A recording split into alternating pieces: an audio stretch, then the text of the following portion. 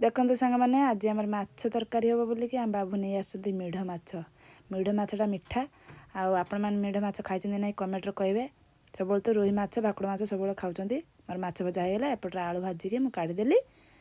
ତରକାରୀ କରିବା ପାଇଁ ଏପଟରେ ପିଆଜ ଟିକେ ଭାଜିକି ମସଲା ଟିକେ କଷି ଦେଉଛି।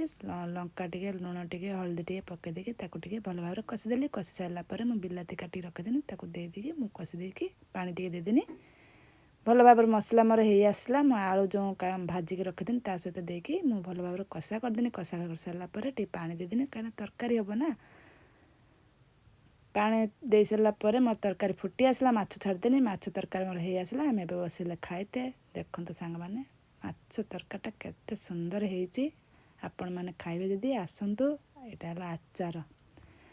ଭାତ ସହିତ ଆଚାର ଆଉ ମାଛ ତରକାରୀ, କଞ୍ଚା ଲଙ୍କା ପିଆଜ ଦେଇକି କି ସୁନ୍ଦର ଲାଗେ ଖାଇତେ। ଆମ ବାବୁ ବସିଲେ ଖାଇତେ। ଆମ ବାବୁ ଗୋଟେ ଚେକା ମାଛ ଧରିକି ଦେଖାଉଛନ୍ତି ଆପଣମାନଙ୍କୁ। ବହୁତ ବଢ଼ିଆ ହେଇଛି। ରହିଲି, ଜୟ ଜଗନ୍ନାଥ।